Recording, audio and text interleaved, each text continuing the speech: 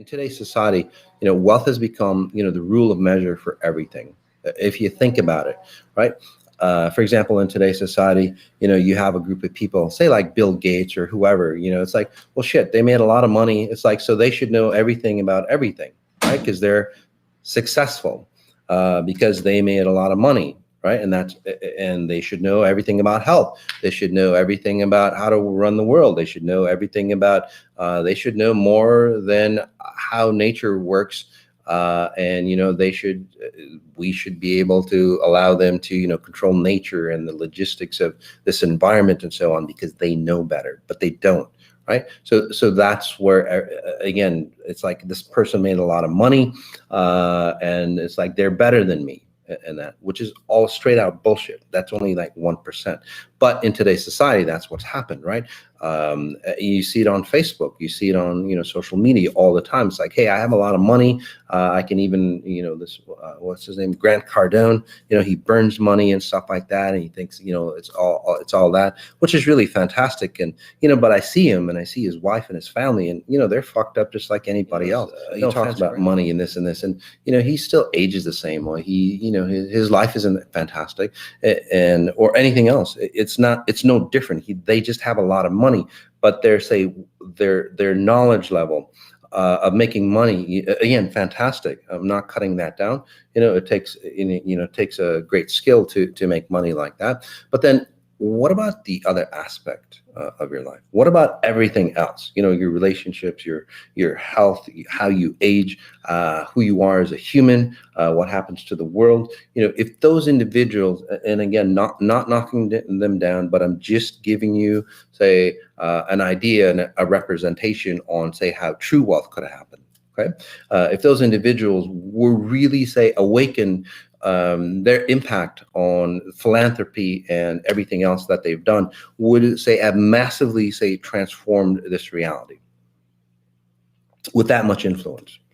So what is it that have kept that from happening? Okay, if those political leaders or mind leaders and all that, if their, say, knowledge actually worked, right, because they had wealth, it would have massively, say, transformed individuals.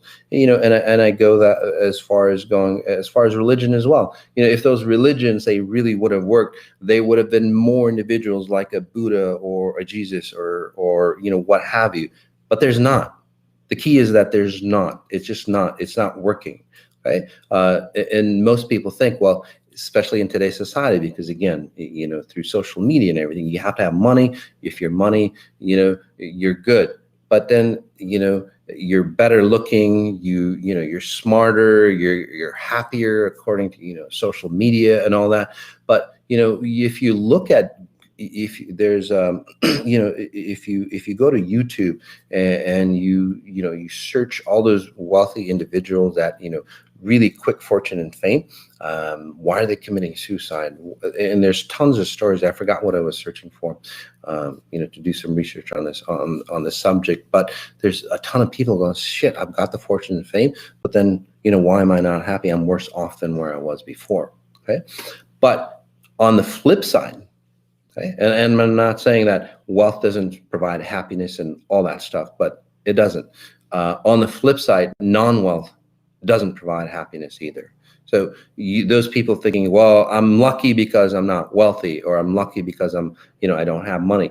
No, you're not. You don't even understand that you're worth having money.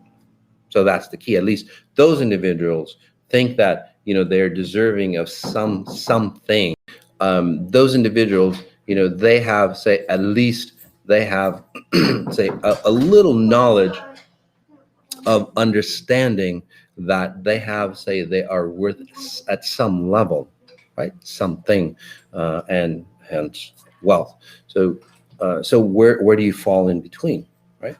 So the other aspect is that most people think, and this is where, say, wealth degrades itself, no matter how much or how much wealth you have or how little wealth you have. This is the reason, the number one reason why that I see that wealth doesn't, say, suffice the way it should, because it's not defined properly. Okay. The other aspect is that if you are wealthy, historical belief, right? That you're greedy, you're cold-hearted, your beauty is bought, right? You've got plastic body parts, lips and, whatever that you've done. You have no deep relationships because it's all based on money. It's just business. It's nothing personal. They have no soul, and certainly aren't going to heaven.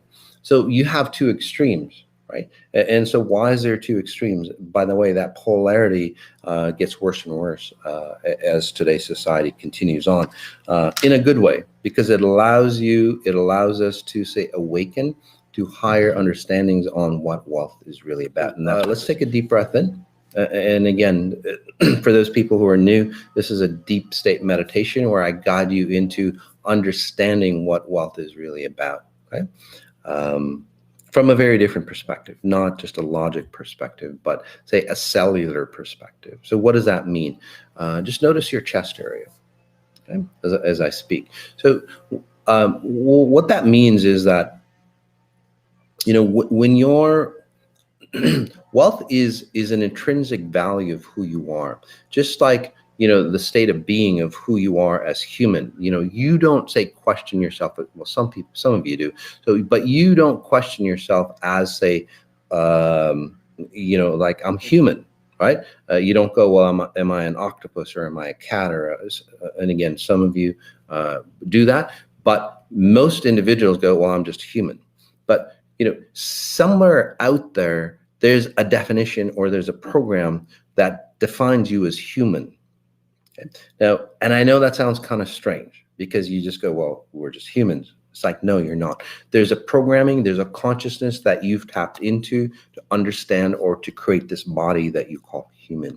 We have to understand that within that consciousness, there's a program for wealth.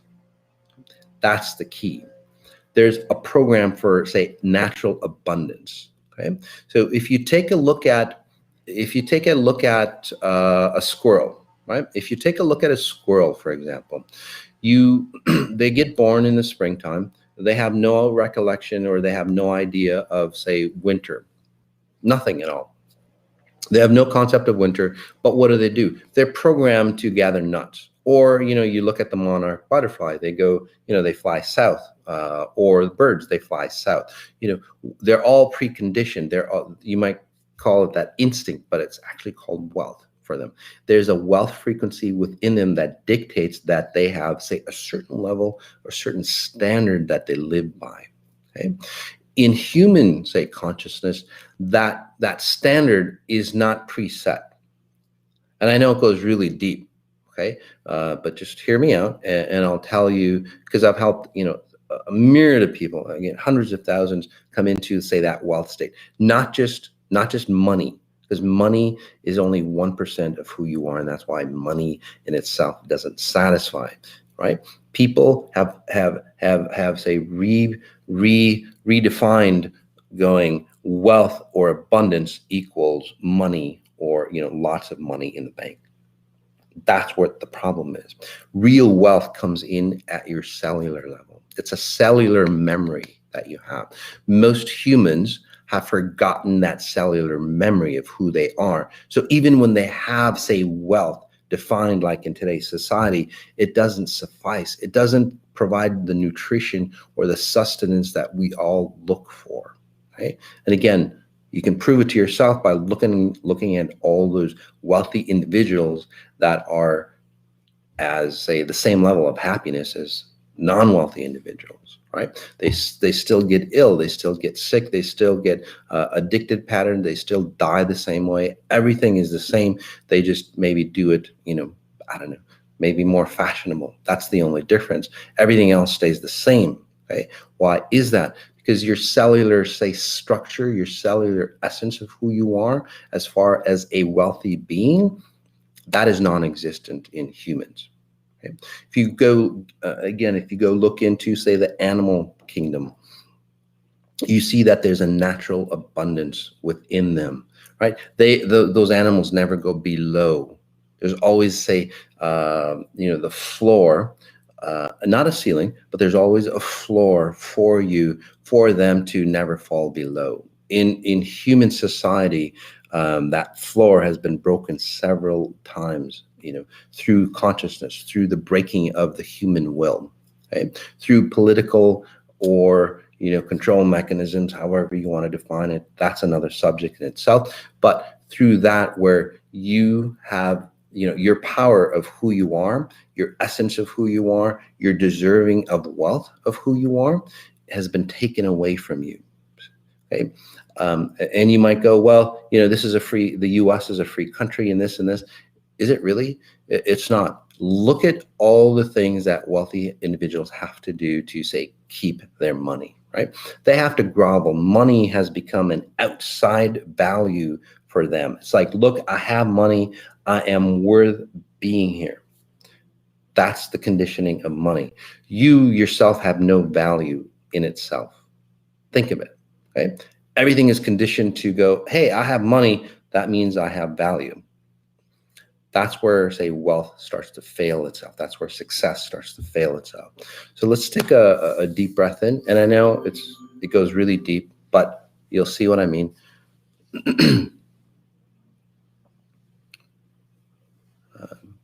So we'll go into a deep state of meditation. And again, very different than, say, your normal meditation.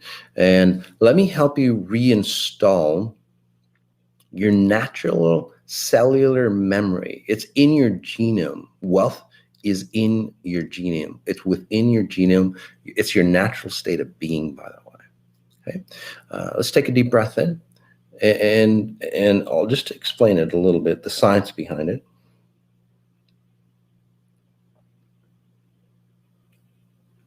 When say nature creates something, or if you want to call it God, however you want to define it, it doesn't really matter. It creates the environment and all the sustenance that object or thing, person needs to create or to evolve. It's your inherent right. So as we take a deep breath in, through control mechanisms in human consciousness, that right has been, say, taken away from you. So you define wealth, again, outside of you, not internally. That way, no matter how wealthy you are never owner of your own self. Again, no matter how wealthy you are or little wealth that you have, you are not the owner of your own self. So if you think of it at a deeper level, nothing will suffice for you here, no matter how much money you have, how much land that you have, how much people that you control.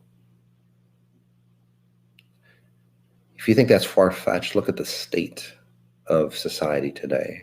More and more control is needed because those individuals at higher levels, they're starting to see that their wealth has no value. That's what it's all about. Wealth has no value here. We're starting to uncover, unfold that wealth in today's society, the way humans have, say, designed it, have no intrinsic value. It's all fiat. So as we take a deep breath in, the beauty of it all is that your natural state of who you are, your own brilliance, okay, of wealth is coming in. It's taking over. That's what many of you are feeling. That's what many of you are, say, attracted to whatever we do here, because this allows you to recreate your natural essence. Okay? Now, if you're a spiritual person, just notice your sternum.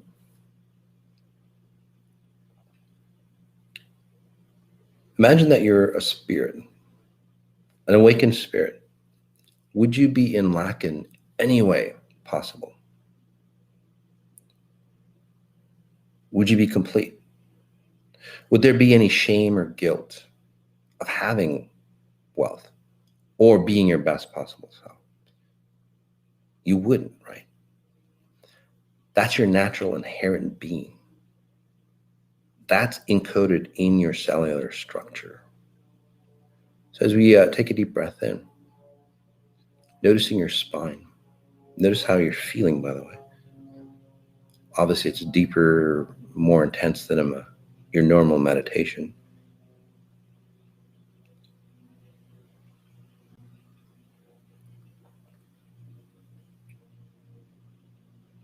So all the definitions of wealth, obviously false.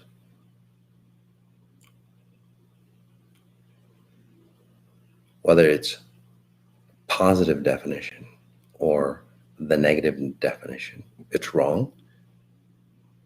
It just is. Because it creates a value for who you are. That's why it's wrong. Are wealthy people smarter or happier? Maybe, but maybe not. Again, those are value systems based on how much wealth you have. So as you take a deep breath in, the real definition of wealth and success is that you already are of value. So let me just say that again. You already are of value. You know your self-worth. You know that you're worth beyond anything, say, physical here.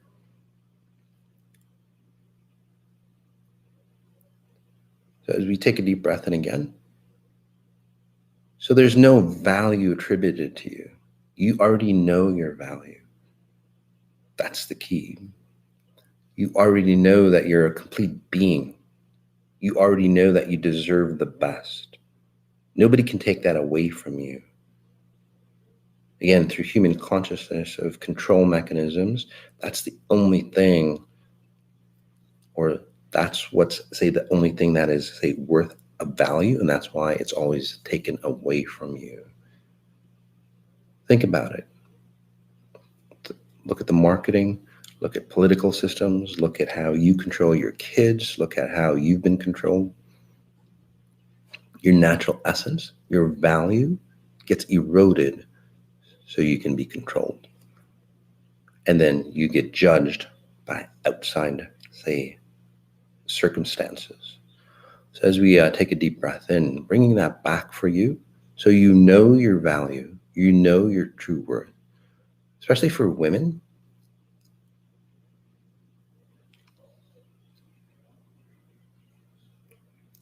Look at those things that you, say, give away in exchange for security.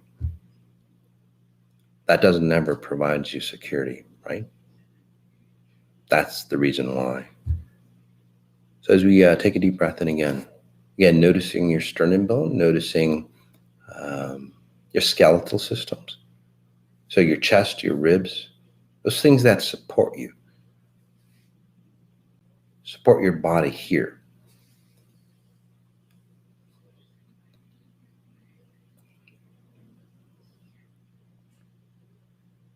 Let me help you instill that natural wealth that you are.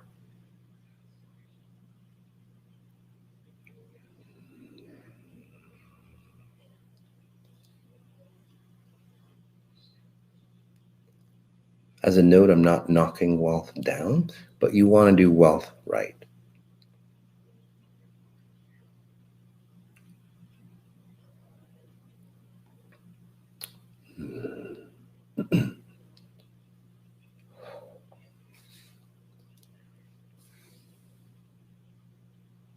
To go deeper, as you notice your spine, your mid-back, right down into your tailbone.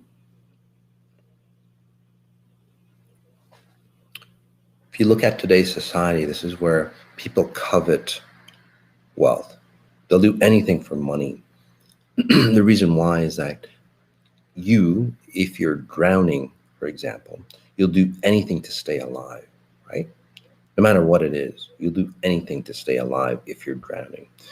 Society feels like they're drowning. The wealth that they see in their bank accounts, no matter how little or how large it is, it's not providing the same, say, sustenance. It's not allowing them to stay above water as a consciousness goes.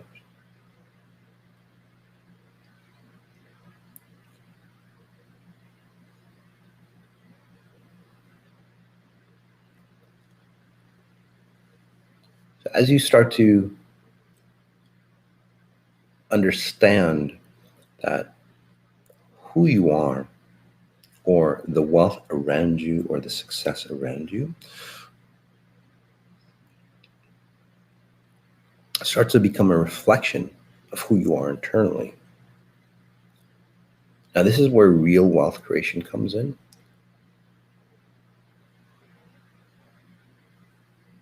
This is where, as you start to note your value of who you are on the internal side, your true worth of being human, of being here.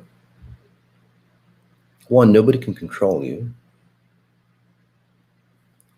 Two, as that frequency, say, resonates in you, your environment starts to change, starts to transform according to the level of wealth that you are awakened to. And this is where you don't have to slave away, for your job. You don't have to, say, give of yourself or exchange, your nobility for money.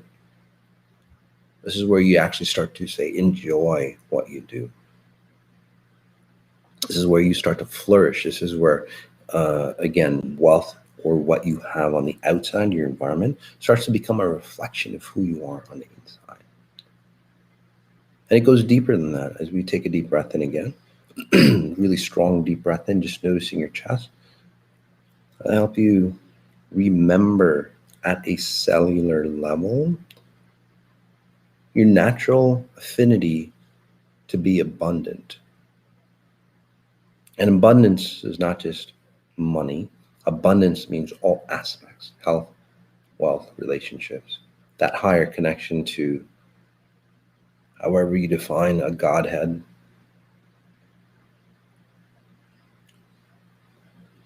Again, strong deep breath in.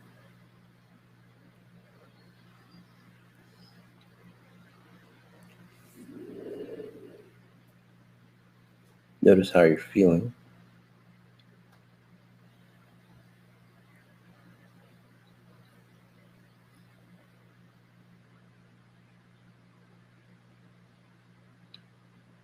The deeper version of this, and you're seeing it in societies.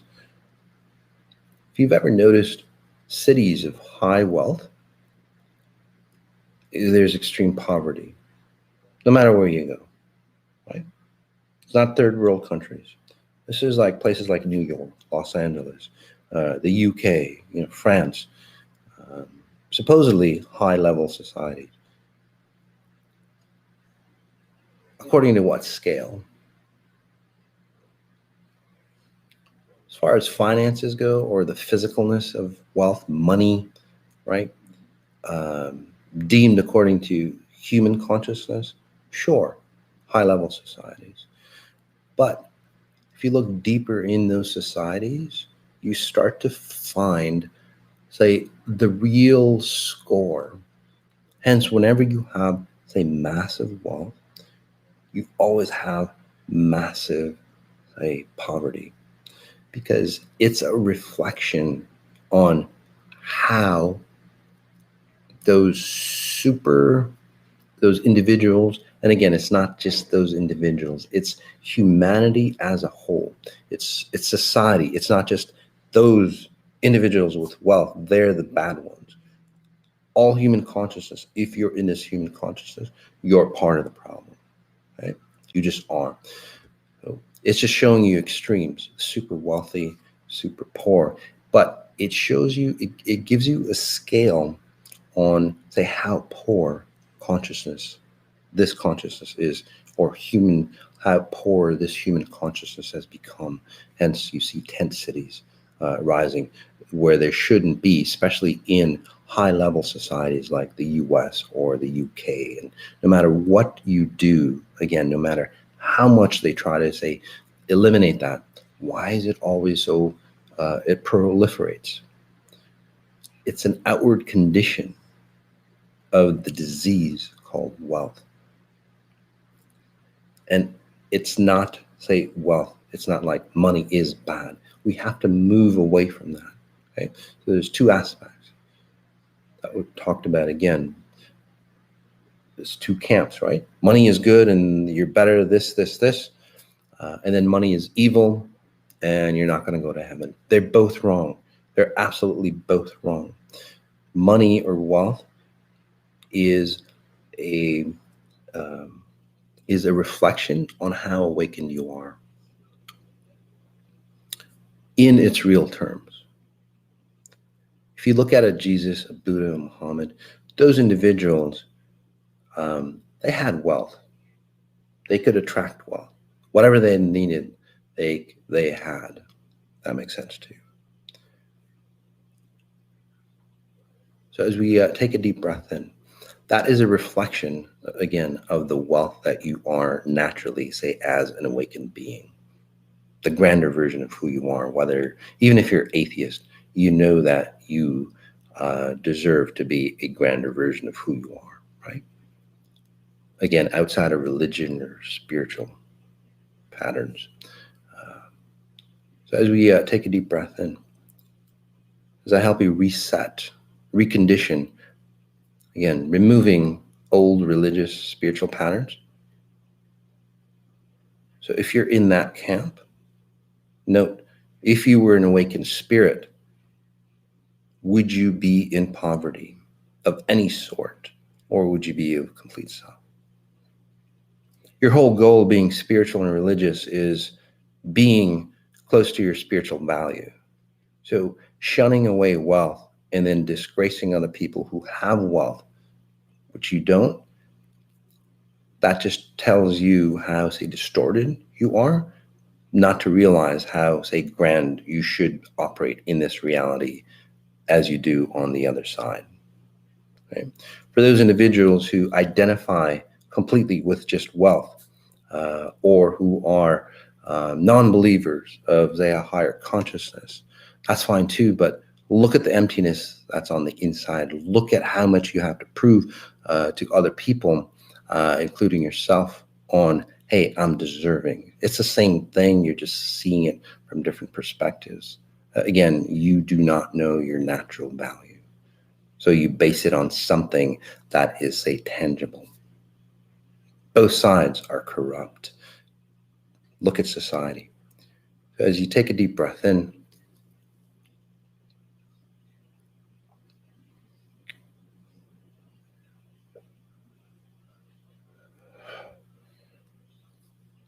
helping you instill your natural abundant state, your natural programming for abundance. And if you're created here, just like anything else, the abundance for you to exist here is available to you. Humans have to choose whether to accept it or not. I'm just going to go into silence for just a minute as we end. Let me help you instill, say, that natural light, the natural right.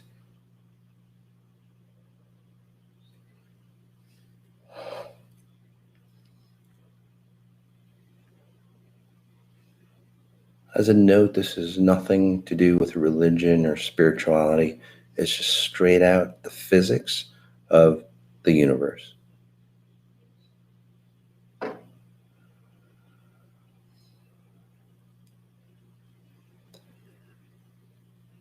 Moves away from all that bullshit of politics and religions and whatever bullshit that humans have lived for centuries that haven't worked out.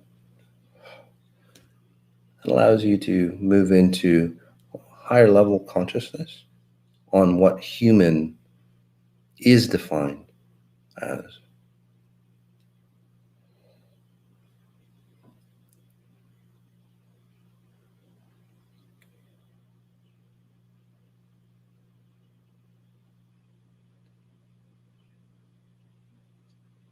As a note,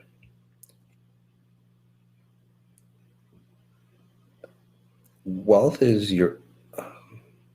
it's not my definition of wealth. It's your natural, again, frequency of what wealth is defined as being human. Okay? So just resetting you back to your natural state of being human.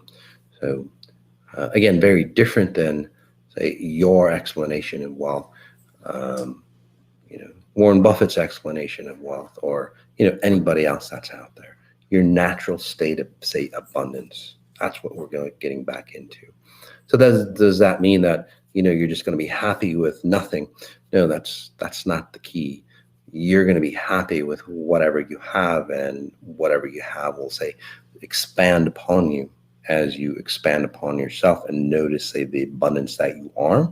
So the cars and the toys and the luxury items, all those will come into you if that's what's needed for you or not.